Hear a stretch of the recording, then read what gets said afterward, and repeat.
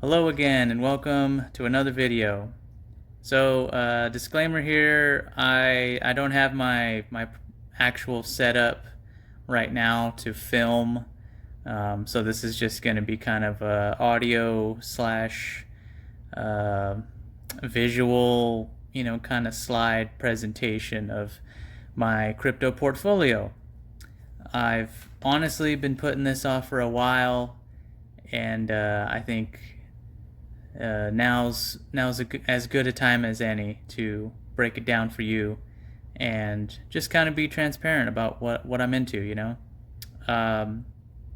Before I get into it, though, I'm assuming I should say that none of what I speak on with these assets, what my portfolio holds, should be interpreted as financial advice or anything like that. I'm not telling you what to buy. I'm not telling you what to hold. That's the beauty of all this, is you get to decide what you want to do with your investments, and maybe you'll take this information and you'll learn about these things, on your own, I should say, and go from there. So if you have any of these assets, let me know in the comments. And I would love to discuss further with you guys, just let's get a conversation going. All right. So let me just start. I'll start naming off these assets. Now, I numbered them 1 through 10 in ranking, 1 being my the highest percentage that I'm holding. And then number 10 is actually kind of the remainder. It's a lot of small bags of coins. For the most part, they comprise the remaining 8% of my portfolio, but they're split up amongst several different coins. So, number 1 is at 23% of my portfolio. That is XRP. And by the way, when I finally broke this down, I didn't have this on hand. I kind of had to work on it past couple of weeks. So when I actually sat down, went through all my wallets, calculated all of my total investments for each asset, and I saw the percentages, I was a little shocked, and a little surprised, and definitely now looking at these numbers, I'm honestly realizing that where my head was in the last market cycle versus now, it's totally different. So if I could do it all over again, this portfolio would be totally different. So you might be surprised what you hear in terms of what I hold. Okay, so yeah, XRP, highest holding, 23%. That's gonna be a long-term hold for me personally. Looking forward to being able to utilize it in the future as a stream of income. I'm not at this time, I'm not inclined to sell any significant amounts of that coin. Depending, even if the price goes up a certain percentage, it's going to be a long-term hold for me. So that might change depending on what happens. I don't have the crystal ball, so we'll see. But right now, this is going to be if I had to put it in a category of long-term hold or short-term, sell to take profits, this is going to be a long-term hold for me. Number 2, and again, this was very surprising because I had to kind of look into it a little more to see how this came to be. But it makes sense now after going through everything. Number 2 is 17% AVAX, Avalanche. That one was one of my first purchases in cryptocurrency at the tail end of 2021. So I definitely put some money into it initially because that was the first coin I was buying. And that was before me learning about XRP and Bitcoin and Ethereum and all these other coins that I'll list for you later. So that's a very interesting one. Because yeah, when I got into it, I was definitely listening to a lot of crypto influencers back then, and for the most part they were preaching this coin's ability to earn income basically through different DeFi protocols. One of them, if you're familiar with it, was Time Wonderland. That was basically using Avalanche to stake it into this Wonderland protocol, and then you would earn a high percentage rate of return. Unfortunately, that never actually happened for me and for a lot of people, and I haven't followed it for a while. I think after about a year, once I realized that the protocol wasn't going anywhere, I kind of just gave up on it. I salvaged what Avalanche I could, and then just put it in cold storage. I just let it sit there because I couldn't look at it anymore. So it's been sitting for pretty much the past 3 years, 2-3 years, and looking at prices now, it might come back. It might go back up and reach its previous all-time high, and hopefully it reaches price discovery. I mean, I think it's a solid project on its own. It was just the protocol of Time Wonderland that was the problem, you know. So that one, yeah, I'm holding on to it, but I'm definitely looking at taking profits. I mean, at the very least, recouping my losses, you know, getting my initial investment out, and then whatever's left over, just let it ride and see what happens in this this bull run that we're coming up on right now. Moving on to number 3, that is Bitcoin at 15% of my portfolio.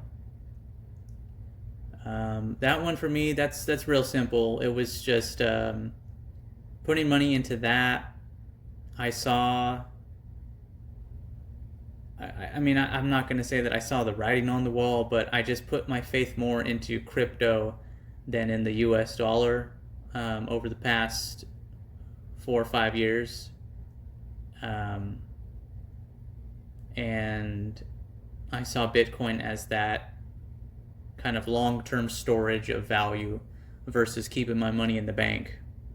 So that's kind of where I was at with it, and kind of why I still continue to hold onto it and continue to build on my position. In spite of the price, it's still available to me. So I'll accumulate as many Satoshis as I can. I mean, I may never be a whole Bitcoiner, but those Satoshis are still going to be worth a lot of money, I feel. And as time goes on, that's going to be the long-term play for it. You know, just holding on to it. It's just a store of value for me. Until such time I have additional income coming in, or profits come through after this bull run, Bitcoin's going to be kind of a decent percentage of my holdings for the long term. It's definitely going to stay in the top 3 no matter what happens. Yeah. So let's see here. Number 4, this one is Stellar Lumens, XLM. This represents 11% of my portfolio. This was a coin that I invested in during 2022 pretty heavily after the all-time highs of 2021, and when the prices started dumping. Pretty much that was it. That was the end of the bull run, and we were heading down into the bear market. But this was my first ever cycle, so I didn't really know what was going on. I was just seeing prices going down, and I was like, hey, these coins are pretty cheap, so I think I'll start building a position. And I didn't know really anything about XRP except the fact that I wasn't able to access any US exchanges at the time to buy into it. And I didn't really know of any other way to get a hold of XRP. But when I saw XLM, I figured, well, that if that's available, it's pretty close to what XRP represents. From what I understand, it's more of a person-to-person P2P type of coin than anything. It's definitely focused on banking the unbanked, as I've learned in my research. I think it's a solid project. I think it's going to be around for a long time. It's even if it rides the coattails of XRP, I mean it's not a bad coattail to ride. You know what I mean? So holding on to this one, same kind of situation as XRP. However, if I had to choose between the two, which one I would, want to sell in order to take profits, it would definitely be XLM. So we'll see what happens. I know when XRP's price goes up, XLM shortly follows and closely mimics the price. It's been a solid buy for the past couple years, and now I'm just waiting to see how it can take off, compared to XRP, but compared to other altcoins, I should say. Sorry. Let's see here. Okay. Number 5, ALGORAND, ALGO. That is 8% of my portfolio at this time. That's another kind of long-term play for me with a lot of these financial coins. I think you'll find that a lot of my top holdings are all in this kind of ISO 222 kind of narrative of being a part of financial institutions, moving money around between people, between businesses, between countries, fast payments, cheap fees, low fees, fast processing times, things like that. So yeah, Algorand's kind of in that same vein as Stellar and XRP. I don't really have much more to say about that, to be honest. It's one of those coins that I'm just like, well, I kind of wanted to spread myself out in terms of these ISO coins, but I think going forward, I feel more comfortable just holding on to XRP for the long term and kind of just building from that position, whereas these other ISO coins, I'm more inclined to just take a percentage off the table, take some profits, and kind of moving that money out into other investments like Bitcoin, like XRP, maybe even some rare metals. I like silver a lot, but unfortunately I don't have any silver in my possession, so I'd like to change that. I'd like to have a little bit of precious metals in my portfolio, and with some of these profits, that's what I aim to do. Number 6 at 6% is HBAR, HEDERA Hashgraph. I like this project. I like it a lot. Um, really, really interested in what it is currently doing, what it is capable of doing in terms of tokenizing assets. Um, I know I wrote some notes down on each coin, but I didn't really want to break that down, because I'm not really gonna, kind of bore you with all the details, I'm not, uh, I'm not gonna break this down too much because these are just off the top of my head kind of notes, like cliff notes maybe. I don't know, but yeah, it's a solid project for me because of its ability to tokenize all sorts of assets, um, like real estate, first and foremost. Um, and it also is in that kind of ISO, kind of narrative of fast payments, um, microtransactions. Um, the other thing, the other thing about HBAR is that it's doing things kind of outside of that ISO kind of narrative that I'm kind of interested in, um, like in gaming. I like where how it's being utilized for gaming, how it's being utilized for social media, to incentivize digital content creators, and kind of also innovating pay pay per use services. So that might be a long term hold for me in terms of where I see this project going. Because I would like to utilize it going forward for some of these things, especially tokenizing assets. Um, I'm interested in owning real estate. I'm still kind of working that out, what kind of real estate I would be wanting to invest in. I don't know if I want to own houses so that I could rent them out. I'm not sure if that's something that's in line with my long term financial strategy. I thought initially it was, but I'm kind of still taking my time with it.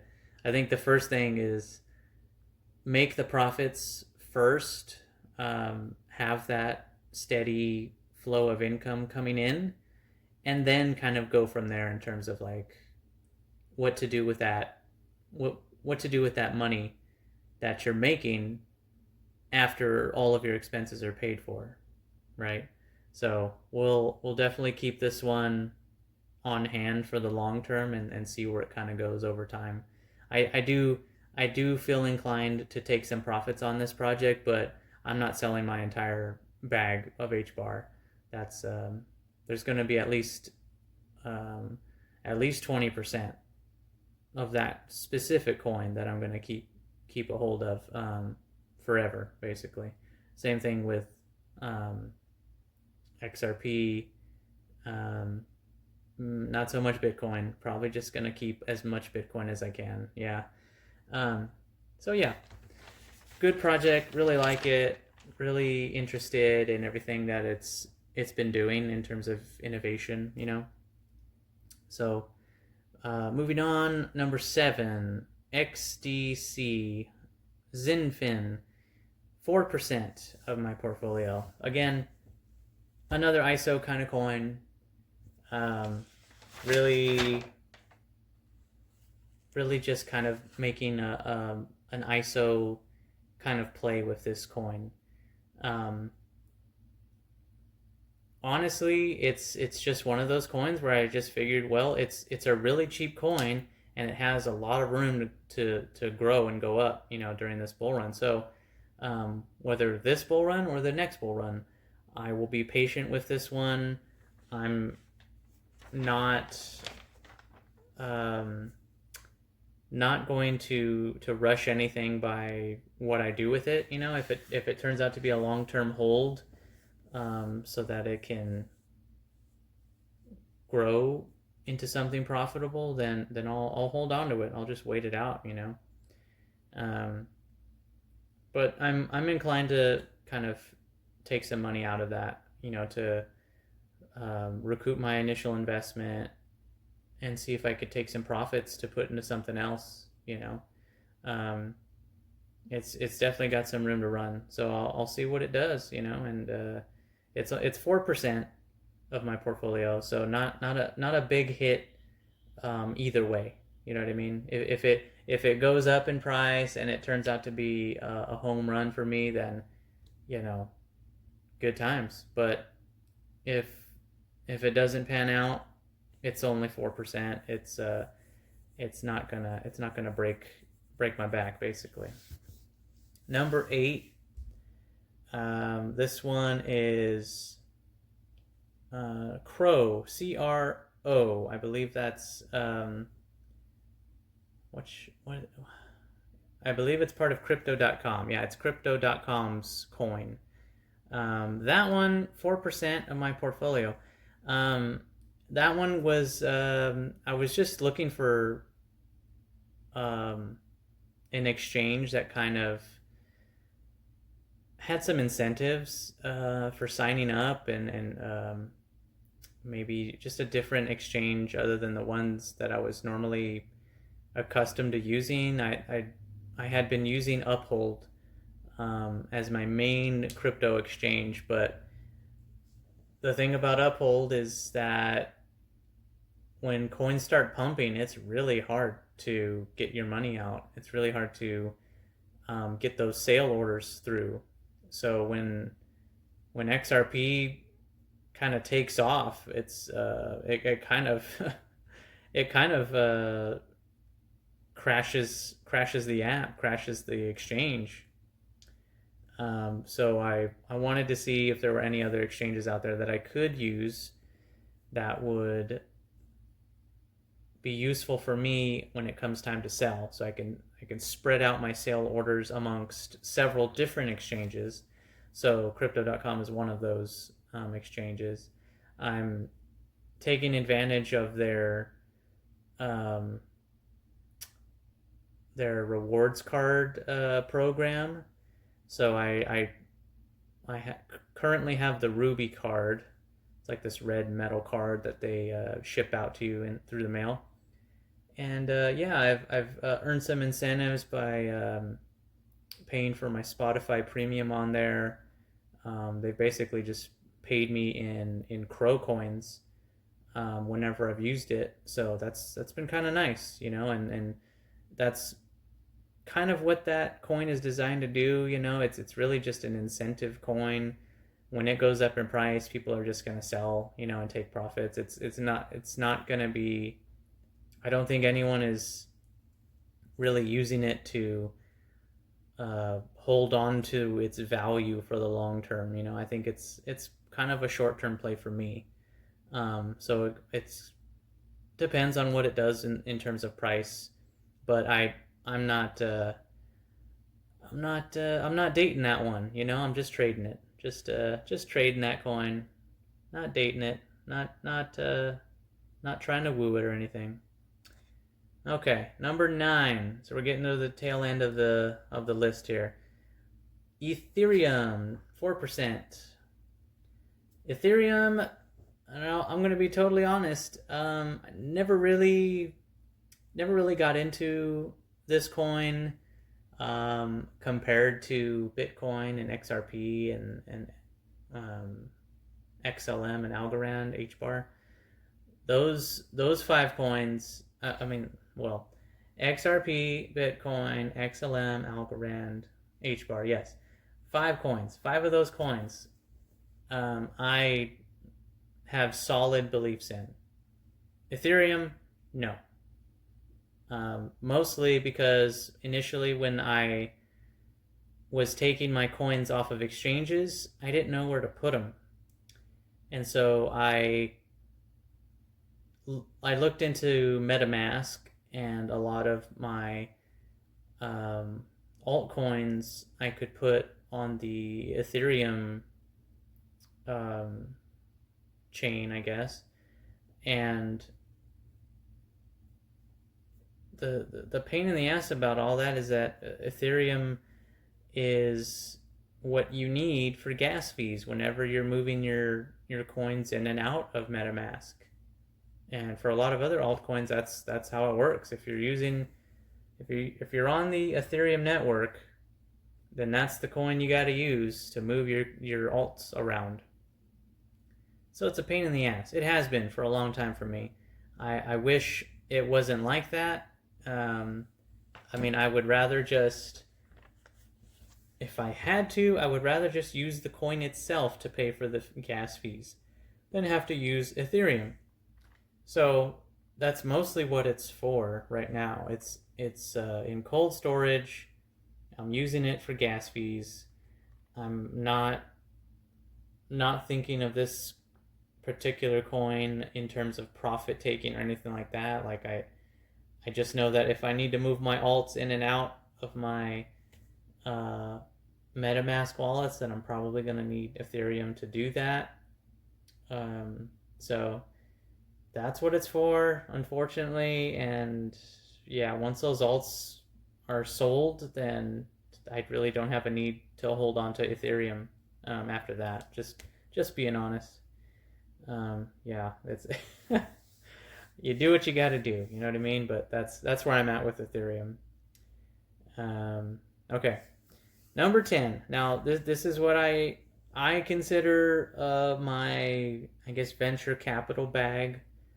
You could definitely argue that XLM, ALGORAND, HBAR, XDC, and Crow could also be considered in that same kind of vein as venture capital. Like the percentages, when I started looking at them and breaking them down, I was like, yeah, I think the percentages will need to be adjusted.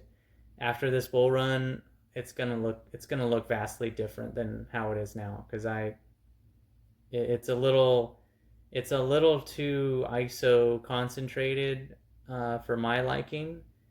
So I'm definitely going to be changing that going forward. Just kind of more taking profits, securing wealth, and also putting things into perspective of my long-term goals and what resonates with me most. And some of these coins really don't resonate with me anymore. You know what I mean? I'm not really attached to them in any way. It's just a simple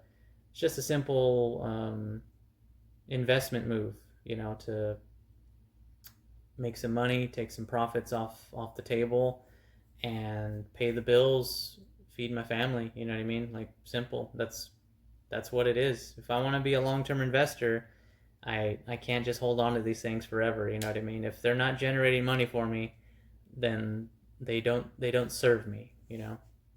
So I'll break down this last position. This is the last 8% of my portfolio.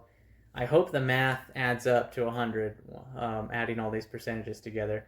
They vary in kind of decimal places, but I just rounded them up to the nearest number. So number 10, my last 8% is comprised of POLYGON, which is the MATIC coin, Ecomi, Mana, which is Decentraland. I do have also from the tail end of 2021. This was my second position that I took up when I started investing in crypto. Shiba Inu. Yeah, the dog, one of the dogs. Oh boy. Moving on, I've got also GRT, the graph. And then I also have I've got some other small percentages that again, these are all just little power moves. You put a little bit of money in, and with some of these meme coins, I invested in them a while back, and they never really turned a profit, and I wasn't able to take advantage of them whenever they did kind of skyrocket, because that's how meme coins are. Sometimes you gotta be ready for it to move, and when it does move, it's quick and sudden, and you're hoping that your order gets through in time for you to actually realize some profits. So the rest of this position is in the Spider-Man coin, Wall Street Bets Classic, PEPE 2.0, and a small position in Stronghold, SHX. So nothing really much to say about any of these coins in particular. I mean, Shiba was, again, that was just me in the thick of the FOMO of 2021, when the prices were still going up, and you see these crypto shillers coming out of the woodwork, and I definitely fell prey to that narrative.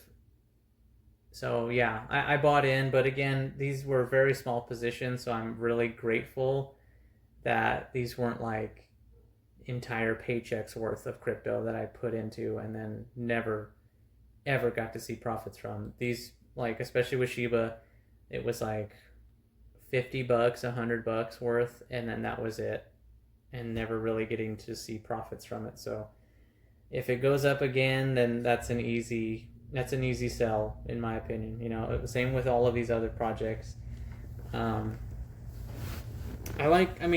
of all of them, I would say Polygon is the most interesting to me, because I do see it as something that's going to really take the edge off of Ethereum and what it has to do in terms of transactions. The fees, the fees, oh my god, like I don't know how you justify it. You know what I mean? I can't justify it. Holding on to that Ethereum, it's always a pain in the ass when I have to see that transaction gas fee have to be accumulated, have to be accounted for every single time. But anyways, but yeah, Polygon I see as something that's going to help with that in the long run. Probably will also play a part in NFTs, and anything that's on the Ethereum network. You're gonna need some of those coins to really take the edge off of those fees. I don't see any other way around it. Unless they find a way to make Ethereum gas fees ultra cheap, I don't see how that happens. But it is what it is. Decentraland, that was another one where I was kind of opening a position into the metaverse, with like the future of gaming. I kind of see as something that is probably going to be more immersive, more inclusive, I should say, for all different demographics. You have these VR headsets now that are making their way into the mainstream, and so you're probably just going to see more of that as time goes on. You're just going to see a lot of people with that augmented reality kind of vision as they're walking out in public, and then when they're home, they're going to be gaming, and they're going to just put a headset on and have that 180 degree view of the game around them. But they're also going to be transacting in these games, and the metaverse is kind of a new frontier, I think, and I do see the potential for any of those metaverse coins going forward. I think it's gonna take a company, or it's gonna take a developer to really create something that connects with other universes, other metaverses, I should say. It's gonna have to be convertible somehow, because otherwise you're just gonna have little ecosystems that are never able to branch out. You know what I mean? Like, you've got like PlayStation users, you've got Xbox users, you've got Nintendo users. But maybe one day it just becomes one game, one gaming system across the world, you know what I mean? Which is kind of that's not how I wanted it to be, but you know, I mean, I've seen Ready Player One a few times, so it's feasible. I see how it would end up that way, where it's just one game that everyone plays. You know what I mean? But you can be anyone you want. You can be any character you want. You can have all the upgrades and add-ons and costumes and customize your avatar, you know, kind of options that you could ever think of. Yeah, that could be a cool thing, you know, in the future. But I mean, I personally won't be playing that thing. I mean, I really don't have time to be playing any games, to be honest. I play games with my daughter, but we're like talking like Super Nintendo games, PlayStation 3 games, like those kind of games. We're not putting on headsets. You know what I mean? We'll just go outside if it comes to that. Yeah, every other project on here, I mean, it's just venture capital. They have the potential to really grow in upwards in price, and it's just a matter of getting your sale order set up at the right point so that you can actually get your money out and take some profits off of it. But yeah, none of those coins that I listed in the venture capital number 10 position, none of those really are long-term holds. Those are just to turn a profit and convert it into something else, convert it into assets, convert it into different streams of income. So yeah, that's my portfolio, guys. There's not really much more to say. I mean, I could break down every single individual project, what it means to me and all that, but I think you got the gist of it. Honestly, a lot of these coins are they just don't resonate with me anymore as time goes on. My outlook on life has changed since then. I'm in such a better place mentally and physically than I've ever been, but I mean, from 3-4 years ago, it's totally night and day. And I just see myself differently now, and I see my financial kind of thesis actually developing into something tangible, as opposed to back then where it was just like, buy the lottery ticket, aka buy a shitcoin, and hope that $50 can turn into $1 million. That's not a strategy. That's not how you win. You know, and I'm not trying to say that there's winning and losing in all of this. It's just learning and growing from these experiences, because getting into this space at the top was an experience. Watching the prices dump and then experiencing the very lows of a bear market was an experience. Watching what happened with Terra Luna was an experience. Time Wonderland, that was a learning experience. But I've grown from those experiences, and now I'm on the other side, and now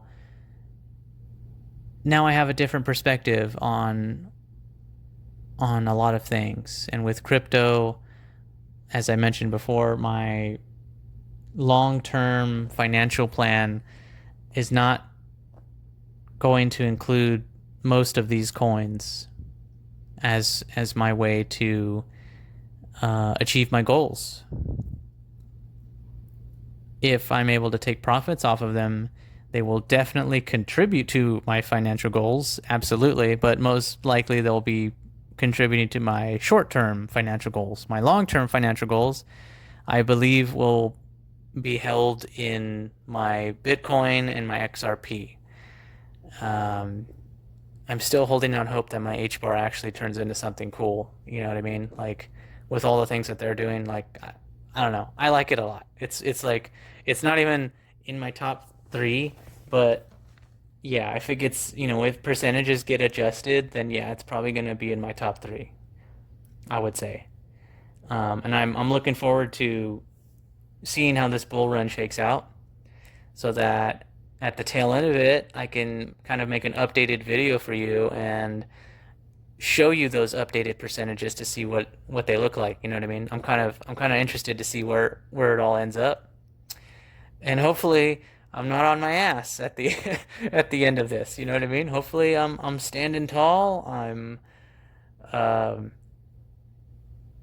realizing profits, and I'm executing my plan. That's what I'm really focusing on right now. Aside from focusing on my family, focusing on taking care of them and myself, which, by the way, I want to give a personal update on what's been going on with me as well. I recently accepted a job offer, and there was another offer that I also accepted with the same company. Um, I don't want to divulge as of yet where that's gonna be, but maybe in time I will. I'm not sure how it would be received, but it is what it is. It's a job, right? I just know that I'm gonna have a job. You know what I mean? I'm gonna have income coming in now. I'm not gonna have to worry about how the bills are gonna get paid. So that's good. Takes the pressure off of me and my wife, and I'm glad that my daughter never felt any pain from this financial situation that we found ourselves in. So that's good. I'm grateful for that. She never starved. She never wanted for anything, and we didn't have to put ourselves in crippling debt in order to prevent her from experiencing that. You know what I mean? You know how some people are just like, well, we have to get Christmas presents. Otherwise, what kind of Christmas is it if we don't have presents under the tree? But, some people swipe credit cards for their presents, and it's like, well, you're putting yourself in a shit situation, at the tail end of it, but that's neither here nor there. I'm just saying we're not putting ourselves in those kind of positions in order to stay the pain, so to speak. We've been dealing with the pain. We've experiencing the pain. We've been raw dogging life, as I like to call it. I feel like I have been experiencing life in its rawest form lately. Yeah, like I don't take any substances. I don't drink alcohol. No psychedelics or anything like that. No crazy drugs or prescriptions or anything like that. Like, I'm experiencing things as real as my brain and my soul can interpret them, and I feel so much feelings from it. I feel the emotions of things again. I should say I feel them maybe for the first time now. I don't know. In my adult life, it's kind of interesting that I feel these experiences in their purest form. I'm not altering anything for the experience, I'm interpreting everything in its natural state. And it's been really good. So Yeah, right on. um, yeah, I like to film nowadays with the camera, positioned in a proper way. Um, so this is probably not the best setup for you, the viewer, and I do apologize for that. I'm not actually at home right now. I'm house sitting uh, for a relative, so I knew I needed to get this video done because I do like to put out some content for you, and if I can at least have a video a week, I can stay one step ahead of the hounds. So it's my own personal commitment to you, you know. Um, I hope you enjoyed the last video I put out with Brent. That was fun.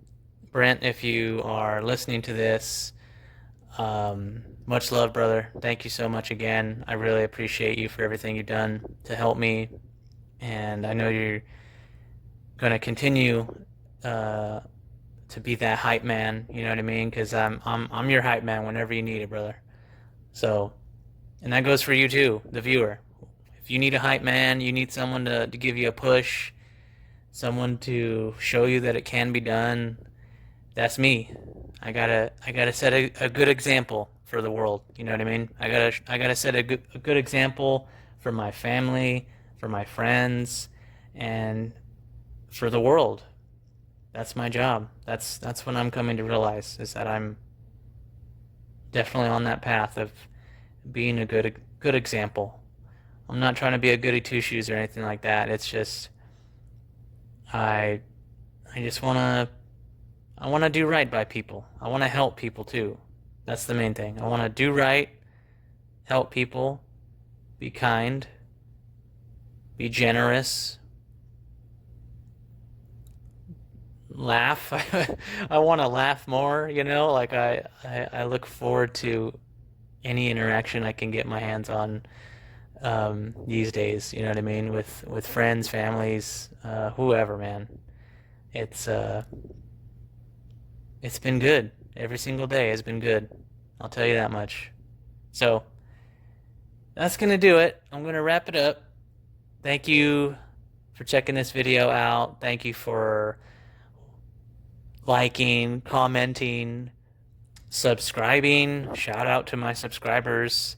Shout out to the viewers that watch the videos from the front to back, the whole damn thing. Like, y'all are awesome for doing that. Yeah, I mean, attention spans, I don't blame people for checking out. I definitely not. But if you're in it for the long haul, man, I really do appreciate you. So yeah, take care, everyone. Enjoy your day. Enjoy the rest of your week. I mean, this is going to come out on a Sunday, so enjoy your upcoming week wherever you are. If you're on my side of the world, I'm so sorry that we're all experiencing this hot ass weather. But even then, it's still good times. Still good times, no matter what time of the year it is. You know what I mean? So yeah, take care, and I will see you in the next video.